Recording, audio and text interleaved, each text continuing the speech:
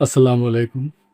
প্রিয় দর্শক, এই নিউজটা আমি করছি যে আপনাদের সাথে কৌতূহলীভাবেই শেয়ার করতাছি যে পৃথিবীতে যে বিমানগুলা ওড়ে, দেখা যায় যে উত্তর মেরুর দিয়েই বেশিরভাগ ওড়ে।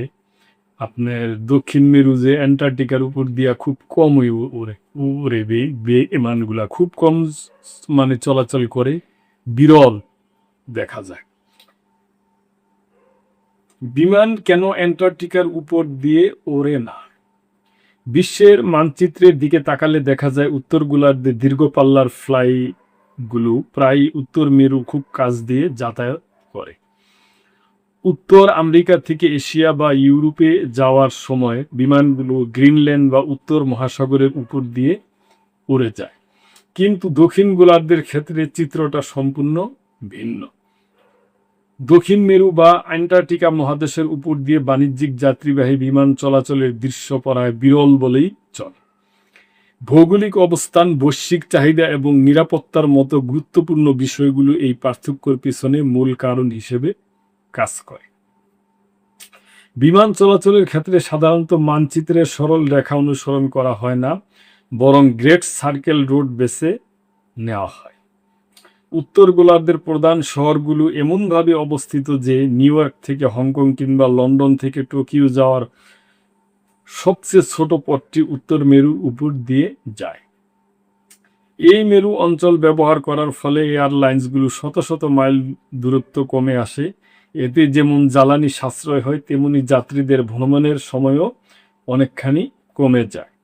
ফলে এটি এয়ারলাইন্সগুলোর জন্য আর্থিকভাবে লাভজনক একটি রুট হিসাবে প্রতিষ্ঠিত হয়েছে।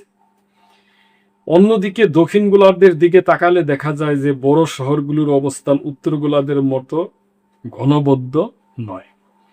সিডনি, জোহান্সবার্গ বা সান্তিয়াগোর মতো শহরগুলোর মধ্যবর্তী সংক্ষিপ্ত পথগুলো দক্ষিণ মেরুর কাছাকাছি গেলেও সরাসরি অ্যান্টার্কটিকা মহাদেশ পার হওয়ার প্রয়োজন পড়ে না। অধিকাংশ ক্ষেত্রে এই রোডগুলো বিশাল সমুদ্রের উপর দিয়ে সীমাবদ্ধ থাকে। ফলে ভৌগোলিকভাবে অ্যান্টার্কটিকা অতিক্রম করা উত্তর মেরুর মতো ততটা অপরিহার্য হয়ে ওঠেনি। জনসংখ্যার ঘনত্বের দিক থেকেও অ্যান্টার্কটিকা অনেকটা পিছিয়ে। উত্তর গোলার্ধে বিশ্বের অধিকাংশ মানুষ বসবাস করে এবং এশিয়া, ইউরোপ ও উত্তর আমেরিকার মধ্যে মহাকাশ পথে ভ্রমণের বিশাল চাহিদা রয়েছে। কিন্তু অ্যান্টার্কটিকার কোনো স্থায়ী জনবসতি বা বাণিজ্যিক কেন্দ্র নেই। সেখানে কোনো বড় শহর বা বিমানবন্দর না থাকায় এই মহাদেশকে কেন্দ্র করে কোনো যাত্রীবাহী ফ্লাইটের গন্তব্য তৈরি হয়নি। অর্থনৈতিকভাবে কোনো লাভবান না থাকায় এয়ারলাইন্সগুলো এই দুর্গম পথে ঝুঁকি নিতে আগ্রহী হয় না। বিমান চলাচলের অন্যতম বড় শর্ত হলো নিরাপত্তা ও জরুরি অবতরণের সুবিধা নিয়ম। এই নিয়ম অনুযায়ী কোনো যান্ত্রিক ত্রুটি দেখা দিলে বিমানটিকে একটি নির্দিষ্ট সময়ের মধ্যে নিকটস্থ কোনো বিমানবন্দরে অবতরণ করার মতো সক্ষমতা থাকতে হয়। উত্তর মেরু অঞ্চলে আলাস্কা, কানাডা, আইসল্যান্ড বা নরওয়ের বেশ কিছু আধুনিক বিমানবন্দর রয়েছে যা জরুরি প্রয়োজনে ব্যবহার করা যায়। কিন্তু অ্যান্টার্কটিকায় এমন কোনো বাণিজ্যিক বিমানবন্দর নেই। সেখানে কেবল কিছু বৈজ্ঞানিক গবেষণা কেন্দ্রের বরফে ঢাকা রানওয়ে রয়েছে যা সাধারণ যাত্রীবাহী বিমানের জন্য উপযুক্ত নয়। প্রাকৃতিক পরিবেশের দিক থেকেও অ্যান্টার্কটিকা অত্যন্ত চরম ভাবাপন্ন। এটি পৃথিবীর শীতলতম এবং সবচেয়ে বেশি ঝোড়ো হাওয়ার অঞ্চল। এখানকার তাপমাত্রা মাঝে মধ্যে হিমাঙ্কের নিচে 60 ডিগ্রি সেলসিয়াসেরও নিচে নেমে যায়। এছাড়া দীর্ঘ সময় ধরে চলা অন্ধকার এবং ঘন ঘন তুষার ঝড় বা হোয়াইট আউট পরিস্থিতির কারণে আবহাওয়া পূর্বাভাস দেওয়া এখানে বেশ কঠিন। এমন প্রতিকূল পরিবেশে জরুরি অবতরণ বা উদ্ধার কাজ চালানো প্রায় অসম্ভব বলেই চলে, যা বাণিজ্যিক ফ্লাইটের জন্য বিশাল এক ঝুঁকির কারণ। ইতিহাসের দিকে তাকালে দেখা যায় স্নায়ুযুদ্ধের সময় উত্তর মেরু অঞ্চল সামরিক ও কৌশলগত কারণে অনেক গুরুত্ব পেয়েছিল। ফলে সেখানে নেভিগেশন ও অবকাঠামোর দ্রুত উন্নয়ন ঘটে, যা পরবর্তীকালে বাণিজ্যিক বিমান চলাচলে সহায়ক হয়। কিন্তু অ্যান্টার্কটিকা নিয়ে এমন কোনো ভূ রাজনৈতিক প্রতিযোগিতা ছিল না।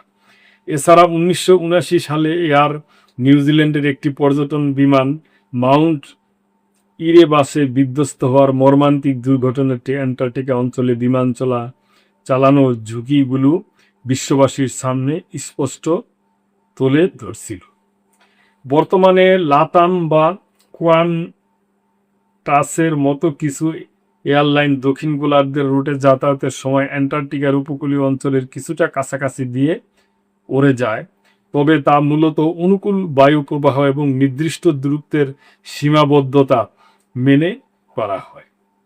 মূলত আধুনিক প্রযুক্তি এবং শক্তিশালী ইঞ্জিনের বিমান থাকা সত্ত্বেও অবকাঠামোগত অভাব এবং চরম আবহাওয়ার কারণে অ্যান্টার্কটিকা এখনও বাণিজ্যিক বিমান চলাচলের জন্য একটি নিষিদ্ধ অঞ্চল হিসেবেই রয়ে গেছে।